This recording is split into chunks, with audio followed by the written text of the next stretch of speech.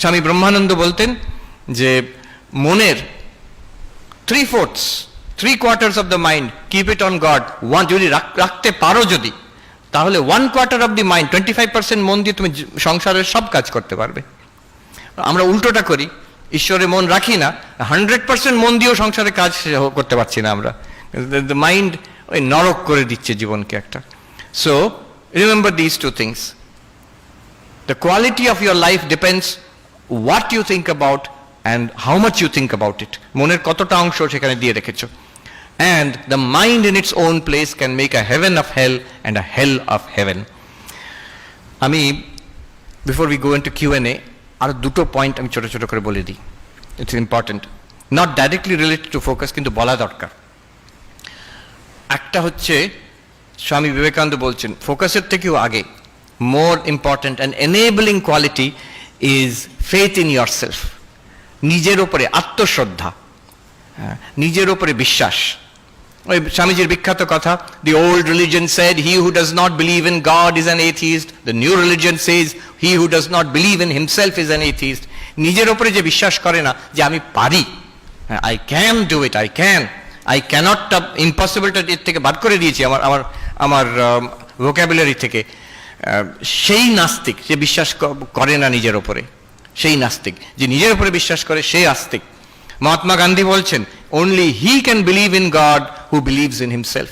নিজের উপরে যদি বিশ্বাস না থাকে না, যখন মনে হচ্ছে আমি ঈশ্বরে বিশ্বাস করছি, যখন চাপ আসবে, যখন চ্যালেঞ্জ আসবে জীবনে, তখন দেখবে ঈশ্বরের বিশ্বাসটাও নড়ে যাবে। কি জানি সত্যিকারে আছে কিনা কে জানে, আমার তো কোনোটার উপরে বিশ্বাস নেই, নিজের উপরেই তো বিশ্বাস নেই, ঈশ্বরের বিশ্বাসটাও নড়ে যাবে।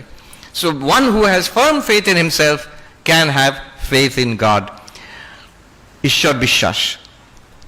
আমি রিসেন্টলি একটা বই পড়ছিলাম, নাম করা সাইকোলজিস্ট ছিলেন ন্যাথানিয়েল ব্র্যান্ডেন, আজকাল খুব একটা কেউ পড়ে না, 6 pillars of self esteem। যেমন স্বামীজির কথাই কি সায়েন্টিফিক্যালি অর্গানাইজ করে উনি বলছেন সেলফ কনফিডেন্স কি করে বাড়াতে পারি। উনি বলছেন 6টা জিনিস, 6টা পিলার আছে সেলফ কনফিডেন্স, নিজের উপরে বিশ্বাসের জন্য। প্রথমে হচ্ছে লিভিং কনসিয়াসলি। সারাদিন যদি আমি ভেবে দেখো, তুমি ঠিক করলে যে আমার এই আজকের কোর্সের এই বইটা আমি আগামী নেক্সট 2-3 আওয়ার্স আমি পড়বো, বসে বইটা পড়লে, খেটে খুটে পড়লে, এফর্ট দিয়ে, after you finish reading that book ভেতরে কেমন মনে হয়। আর যদি 3টে ঘন্টা তুমি বসে, ওই 3টে ঘন্টা বসে ইন্টারনেট ব্রাউজিং করলে, এটা ওটা যেখানে যেটা মন যাচ্ছে করলাম, 3 ঘন্টার পর তোমার ভেতরে কেমন অনুভব হবে। যদি একটা কাজ যেটা আমি করতে চাই সেটাকেই করলাম 3 ঘন্টা, after that you will feel more integrated, ভেতরে একটা সাইকোলজিক্যাল ইন্টিগ্রেশন হবে, you will feel more fulfilled, you will feel more rich, একটা সমৃদ্ধ মনে হবে নিজেকে। হয়তো ক্লান্ত থাকবে, but that will be a good kind of tiredness. একটা খেটে খুটে যে মানুষ একটা তৃপ্তি পায়, সেই তৃপ্তিটা পাবে। আর সেটা না করে যদি আমি সেই সময় একটা আনকনসিয়াস ড্রিফটিং, এটা ওটা করছি, ইন্টারনেট হয়তো ব্রাউজিং করে যাচ্ছি, 3 ঘন্টা কেটে গেল, তারপরে দেখবে অস্বস্তি বোধ, এটা ডিসগাস্ট, একটা কিভাবে সময় নষ্ট করছি এরকম মনে হবে। এই দুটোর মধ্যে তফাৎটা কি? একটা লিভিং কনসিয়াসলি, ডেলিবারেটলি আমার সময় আমি এইভাবে ব্যয় করব, আরেকটা হচ্ছে এই ফোনে এলো সোশ্যাল মিডিয়া, কতগুলো লাইকস, এই সেলফি, ও কি পাঠিয়েছে, এই দেখে দেখে ঘন্টার পর ঘন্টা চলে গেল, you feel disgusted after that. কেউ এরমভাবে মনে করে না দিনের শেষে আমি বেশ 14 ঘন্টা আজকে খেটে খুটে সোশ্যাল মিডিয়া এদিক সেদিক করেছি, ব্যাস দিনটা ভালো গেছে, কোনোদিন মনে হবে না। ইউ উইল ফিল ডিসগাস্টেড, ভাবে দূর কিভাবে দিন কাটাচ্ছি। আর সো লিভিং কনসিয়াসলি, স্বামী বিবেকানন্দের কথা একদম হু, power will come, glory will come, all that is excellent and good will come when the sleeping soul is raised to self-conscious activity, self-conscious action. স্বামীজির কথা, ডেলিবারেটলি কনসিয়াসলি যদি আমি জীবন যাপন করি, কোনো স্পিরিচুয়াল কথা সেখানে বলছেন না, this is spirituality. Second, acceptance, practice acceptance. আমি যেমন, আমি নিজে অন্তত স্বীকার করে নেব, নিজের বিষয়ে একটা ফলস ধারণা না রাখা। আমার এই দোষ ত্রুটি আছে, কাউকে বলার দরকার নেই, but I should be aware আমার এই উইকনেস আছে, আমার এই দোষ ত্রুটি আছে। Once I accept myself honestly, একটা ইন্টিগ্রেশন আসবে personality, and that makes you capable of development. উত্তরাখণ্ডে একজন বড় সাধু খুব ভালো কথা বলেছিলেন, আপনা সচ্চাই স্বীকার করনা बड़ी भारी बात होती है নিজের বিষয়ে যে ট্রুথ। বড় বড় কথা তো অনেক শুনলাম, আমার কিন্তু অবস্থা এই রকম, আমি অন্য কাউকে বলছি না, নিজের অবস্থা আমি নিজেকে বুঝলাম, then I can improve. This is a very important একটা স্টেপ। এইখানে ওই ব্র্যান্ডন সাহেব বলছেন প্র্যাকটিস সেলফ অ্যাকসেপ্টেন্স, যে আমি এইরকম আচ্ছা, এবার দেখবো তাকে I can make it better. আমার স্ট্রেংথগুলো, one should not self sabotage, one should acknowledge one's own strengths. Living responsibly, practice living responsibly, মানে দায়িত্বটা নিজের ওপরে নাও। আমরা চট করে, বিশেষ করে ওই দেশে আমেরিকাতে এখন এটা খুব চল হয়েছে, অন্য সবাইকে ব্লেম, তোমার এরকম অবস্থা কেন, তুমি গাঁজা খেয়ে পড়ে আছো কেন, বেশিরভাগ সময় গাঁজা খেয়ে পড়ে থাকে। তো সবাই নয়, অনেকে। যদি সন্ধ্যেবেলা আমি যেখানে থাকি, যদি রাস্তা আমি বেরোই না আশ্রম থেকে সন্ধ্যেবেলা, সব জায়গায় সর্বত্র গাঁজার একটা গন্ধ পাওয়া যায় চারিদিকে। তো কেন এরকম অবস্থা আমাকে বলে, আমার বাবা মা আমাকে অ্যাবিউজ করেছে, কিংবা সিস্টেমটা খারাপ, আমাকে কোনো চান্স পাইনি আমি, এরকম অনেক আছে।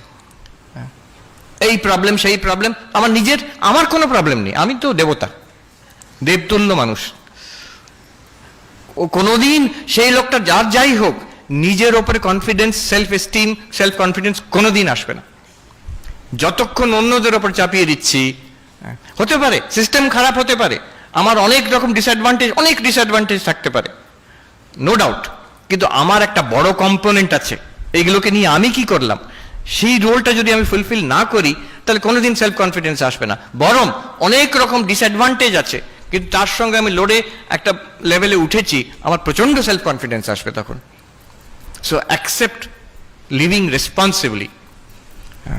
তারপরে উনি বলছেন যে অ্যাসার্টিভ, প্র্যাকটিস অ্যাসার্টিভনেস। এটা আমাদের ইন্ডিয়ান ছেলে মেয়েদের একটু দরকার।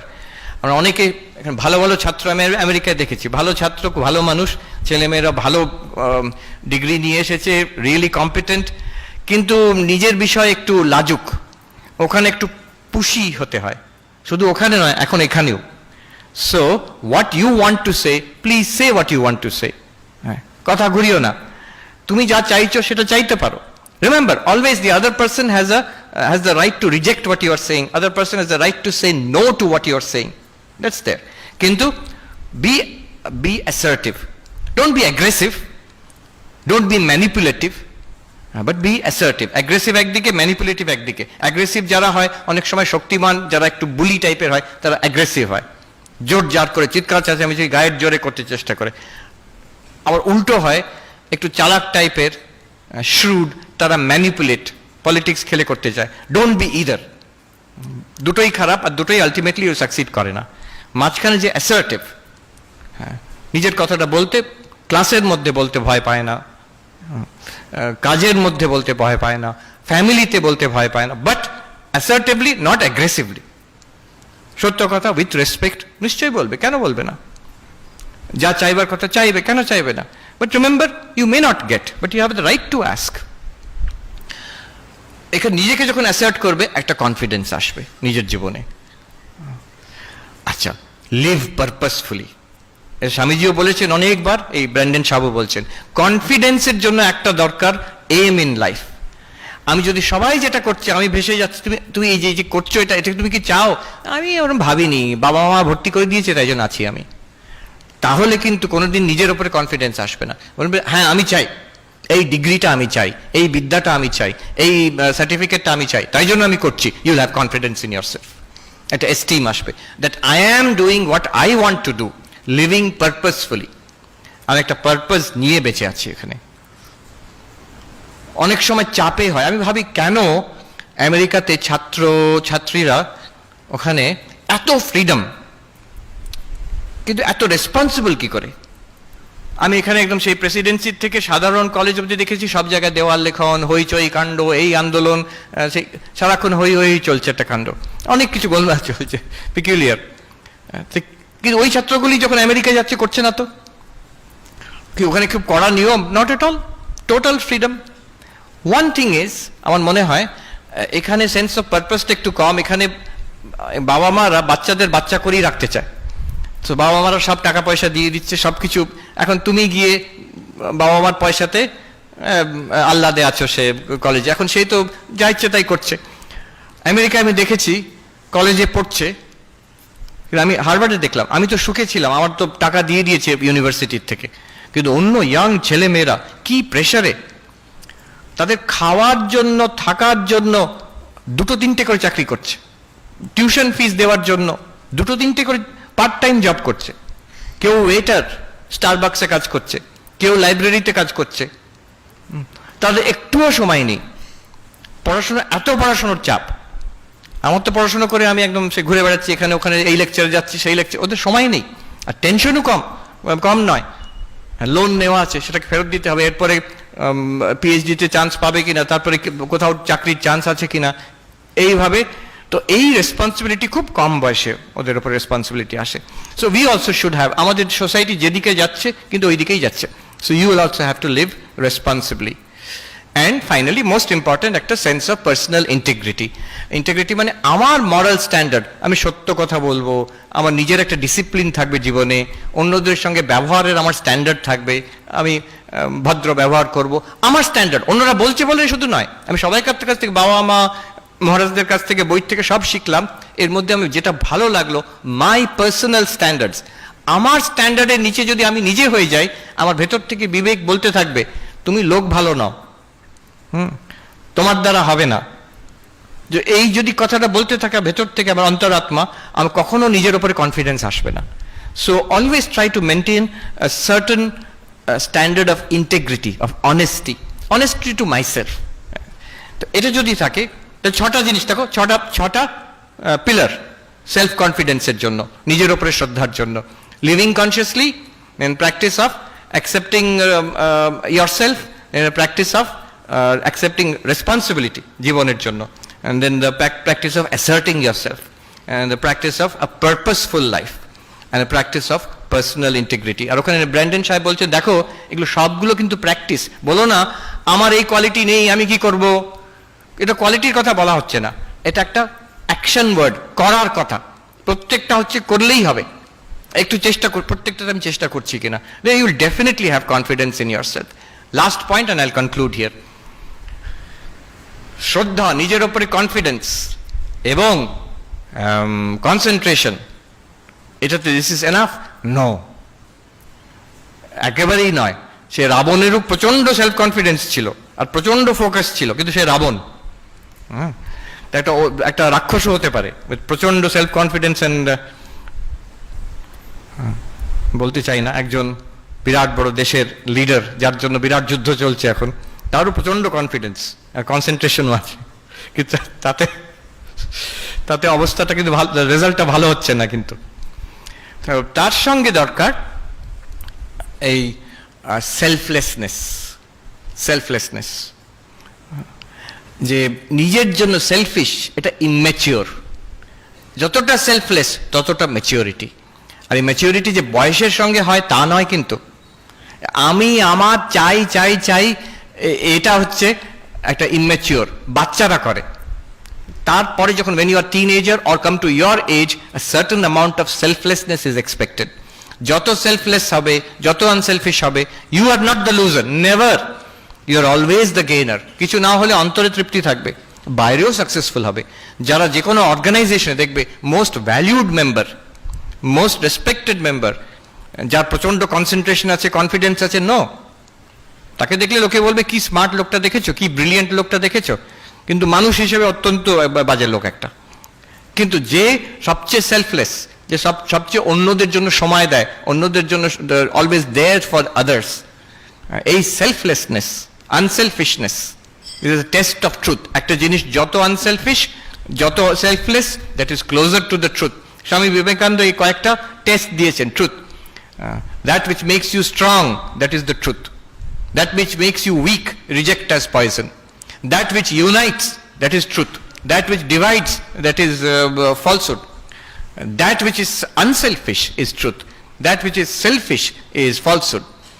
So a selflessness, এই তিনটে জিনিস আজকে I am sharing with you, and it is like a philosophy of life. First, আমার বলা উচিত ছিল self confidence. Second, your power will come from focus. যতটা ফোকাস করতে পারবে ততটা। আমি মাঝে মাঝে বলি, আমেরিকাতে তো এখন টাকা যাদের আছে তাদের কথা বললে লোকে শুনবে, আচ্ছা আচ্ছা। তো বলছে ওখানে ওয়ারেন বাফেটের কথা বলো, ওয়ারেন বাফেট খুব বড় ইনভেস্টর, মানে one of the richest people, আর $multi-billion বিজনেস এসব আছে। তো সবাই জিজ্ঞেস করে আপনার সাকসেস স্টোরি অফ সাকসেস কি, সিক্রেট অফ সাকসেস, কি করে এত ধনী হলেন? উনি সবসময় বলেন, I can tell you, you can also do it, but I know you will not do it. কি সেটা? বলছে দিনে আমি 500 পাতা, অন্তত 500 পাতা পড়াশোনা করি, 500 pages a day. 500 pages a day কম কথা নয়। আমি হার্ভার্ডে যখন অ্যাসাইনমেন্ট করতাম তখন হয়তো দিনে 200-300 পাতা পড়তে হতো, তার বেশি নয় ম্যাক্সিমাম। তো একটা মানুষ এখন 80+ ইয়ার্স বলছে আমি প্রতিদিন 500 পেজেস পড়ি, নিজের বিজনেস সম্পর্কে আর অন্য জিনিসও। এটা সবাই পারে, তোমরা করবে না আমি জানি, বলছি তোমাদের সিক্রেটটা। তো this is the thing, the focus, the power of intense focus. আমেরিকাতে হিরো হচ্ছে এইসব বিলিয়নিয়াররা। এখন ইলন মাস্কের নাম শুনেছো? ইলন মাস্ক শুনেছো? তো ওখানে ওইসব এরা সব হিরো। তো ইলন মাস্ক যখন ছোটবেলায় স্কুলে পড়তো তখনকার দিন ওই বই এনসাইক্লোপিডিয়া ব্রিটানিকা 2বার পড়েছে, পুরো এনসাইক্লোপিডিয়াটা।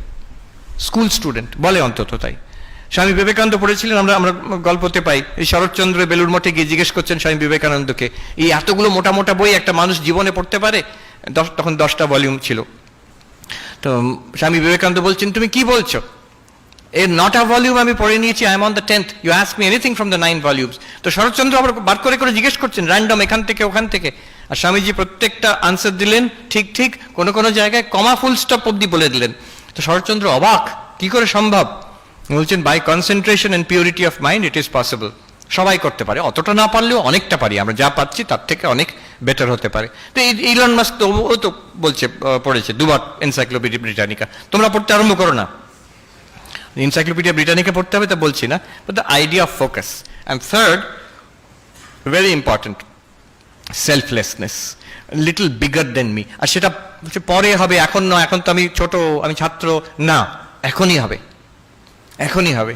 আমি একটা মজার ঘটনা বলে শেষ করি। আমি বিএড কলেজে ছিলাম, তো আমরা ইন্টারভিউ করতাম, যারা বিএড পড়তে আসবে তাদের ইন্টারভিউ করতাম। তো মজার মজার ঘটনা হতো মাঝে মাঝে। হ্যাঁ, আমার মনে আছে বাংলার ইন্টারভিউ হচ্ছে, একজন ক্যান্ডিডেট এসে বসেছেন, তাকে প্রশ্ন করা হচ্ছে, আচ্ছা বলো তো সর গোস্বামীর নাম বলো। তো সেই ছেলেটি, মাস্টারমশাই, বাংলার মাস্টারমশাই, সে বলছেন রূপ। আমাদের দিকে তাকাচ্ছে ঠিক হচ্ছে কিনা। সনাতন, আর মনে পড়ছে না। তারপরে বলল জয় গোস্বামী, যিনি বাংলার মাস্টারমশাই, উনি উফ। তো সেইখানে একজন ক্যান্ডিডেট এলেন, বিরাট লম্বা দাড়ি, এরকম ঝাঁকড়া ঝাঁকড়া চুল। আমরা দেখে তো অবাক হয়ে গেছি, কি ব্যাপার? বলছে আমি কালীর সাধক। তাই? তা আপনি কি করেন মাস্টারমশাই? বলছে আমি রাত্রিরে কালী কীর্তন করি। আমাদের ওয়ার্ডেন মহারাজ যিনি ছিলেন, উনি বললেন যে বাবা তুমি এখানে যদি এরকম করো তো অন্য ছাত্ররা তোমার পেছনে লাগবে, তুমি থাকতে পারবে তো হোস্টেলে? ও খুব মিষ্টি ভাষী, উনি বলছেন, ওই বলছে যে আমার কোনো অসুবিধে নেই মহারাজ, ওরা থাকতে পারবে কিনা সেটা সন্দেহ আছে। এত কনফিডেন্স নিজের ওপরে। কিন্তু পরবর্তীকালে দেখা গেল ওনার এত সুন্দর ব্যবহার, এমন লিডারশিপ, সব ওই ব্যাচের, এখনো অব্দি আমি মনে রেখেছি, হ্যাঁ, সব ছাত্ররা আজ অব্দি ভুলতে পারেনি তাকে। সে সবাইকার জন্য always ready to help everybody, সবাইকার সঙ্গে মিষ্টভাষী। Within few days he became the leader of the entire batch. যত আমাদের কাজ, জগদ্ধাত্রী পুজোর খাওয়া টাওয়া সব কিছু উনি দায়িত্ব নিয়ে করেন, আর একবারও রাগ করা নয়, বিরক্তি নয়। আর অদ্ভুত দেখলাম, সবাই ওর কথা শোনে, সবাই। কালীর সাধনা কিছু ব্যাপার আছে বলে মনে হচ্ছে, কিন্তু ওই আনসেলফিশ, সব সময় সবাইকে সাহায্য করার জন্য। কারোর শরীর খারাপ আছে, কারোর কিছু দরকার, ও ছুটে গিয়ে আগে আগে করবে লিডারশিপ। এখন স্কুলের হেডমাস্টার আছেন বলে আমি শুনেছি। এই বলে আমি শেষ করছি। Thank you very much for inviting me here. Thank you.